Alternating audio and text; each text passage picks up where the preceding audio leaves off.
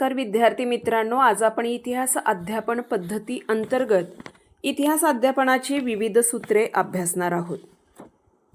विद्यार्थ्यांचे अध्ययन गतिमान करू शकणारे अध्यापन प्रभावी अध्यापन होय। विद्यार्थ्याने स्वतःहून अध्ययन करावे यासाठी शिक्षक अध्यापन करीत असतो। अध्यापनाच्या माध्यमातून असे एक वातावरणाचे वलय विद्यार्थ्याभोवती निर्माण करायचे असते की ज्यातून विद्यार्थी शिकेल।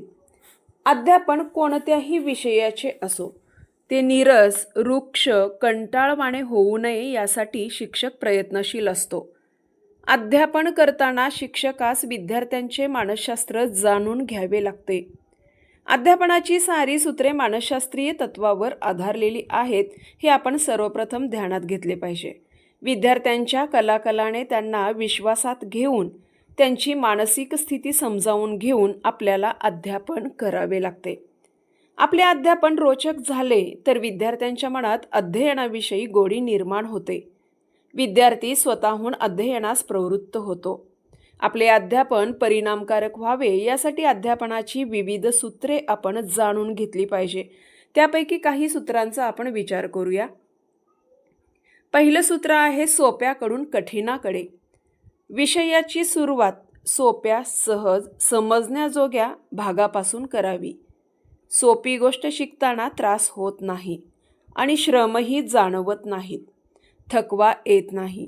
सोपी, सहज गोष्ट सांगितल्यामुळे विद्यार्थ्यांची प्रगती होते आणि आत्मविश्वासही वाढतो। अधिक गुंतागुंतीचा व कठीण विषय, नवीन विषय आपणास समजतो आहे ही भावना विद्यार्थ्यांच्या मनात निर्माण होणे आवश्यक असते। ही भावना निर्माण होण्यासाठी सोप्या गोष्टीपासून प्रारंभ करावा लागतो। त्यानंतरचं दुसरं सूत्र आहे ज्ञाताकडून अज्ञाताकडे। ज्ञानग्रहणाच्या क्रियेत माहीत असलेल्या गोष्टींचा उपयोग करून नवीन गोष्ट शिकविली तर ज्ञानग्रहण प्रक्रिया अधिक सुलभ होते। मानसशास्त्राचा साहचर्य सिद्धांत या अध्यापन सूत्राचा पाया आहे।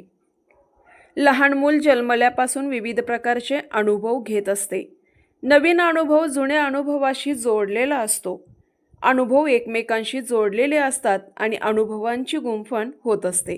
पाठाची प्रस्तावना करीत असताना आपण विद्यार्थ्यांना पूर्वज्ञानावर आधारित असे काही प्रश्न विचारित असतो। यानंतरचं सूत्र पाहूया, मूर्ताकडून अमूर्ताकडे। मूर्त म्हणजे प्रत्यक्षपणे आपणास दिसते ते, वस्तूच्या वास्तूच्या स्वरूपात जे दाखविता येते असे सर्व काही। वस्तू, नमुने, साधने, वास्तू यांचा यात समावेश होतो।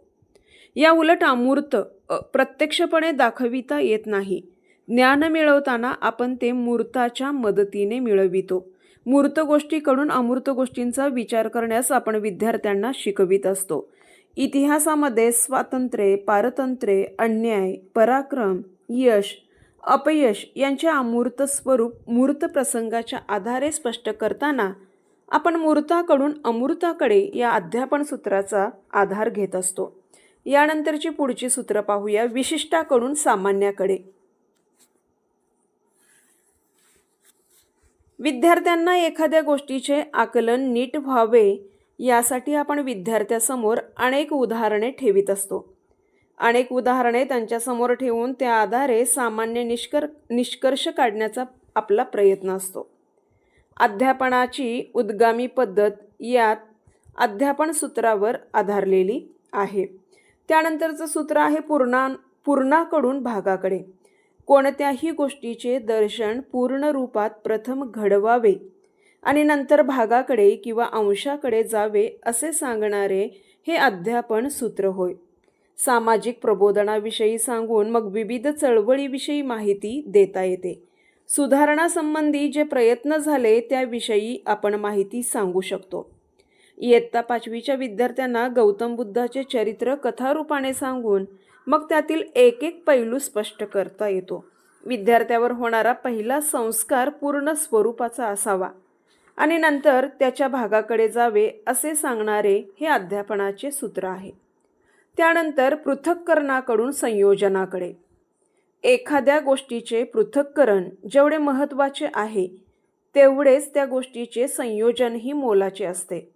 पृथक्करण आणि संयोजन ही अध्ययनाची जोड पद्धत आहे. चिकित्सक अभ्यास करावयाचा असेल तर पृथक्करण किंवा विश्लेषणाला महत्त्व आहे आणि त्यानंतर जुळणीला किंवा संयोजनाला महत्त्व देता येते. त्यानंतरचं सूत्र आहे मानसशास्त्राकडून तर्कशास्त्राकडे. तर्कशास्त्रीय विचार विद्यार्थ्यांमध्ये संक्रमित व्हायचा असेल तर विद्यार्थ्यांच्या उच्च मानसिक प्रक्रियांचा विकास होणे आवश्यक आहे. विद्यार्थ्यांचा मनोविकास लक्षात घेऊन एकूणच पद्धतीचा स्वीकार केला पाहिजे. अध्ययन अध्यापनात मानसशास्त्रीय पद्धतीच्या अवलंबास विशेष असे महत्त्व आहे. विद्यार्थ्यांना शिकविताना कथन, सहल, प्रवास इत्यादी पद्धती उपयुक्त ठरतात. मानसशास्त्र विद्यार्थ्यांच्या आवडीनिवडीकडे लक्ष देण्यास सांगते. कित्येकदा विद्यार्थ्यांच्या भावात्मकतेकडे बौद्धिकतेपेक्षा अधिक लक्ष द्यावे लागते. भावात्मक अंगाचा परिचय मानसशास्त्रीय अभ्यासाने होतो. तार्किक ज्ञानाचा संबंध हा बुद्धीशी असतो. म्हणून विद्यार्थ्यांनी अध्ययन करावे म्हणून अध्यापनाची योजना आहे हे आपण जाणतो. हे अध्यापन अधिक प्रभावी व परिणामकारक व्हावे अशी आपली अपेक्षा असते. चांगल्या अध्यापनातून अध्ययन गतिमान बनते. अध्यापनशास्त्राच्या अभ्यासातून व अवलंबातून चांगले अध्यापन प्रत्यक्षात अवतीर्ण होते.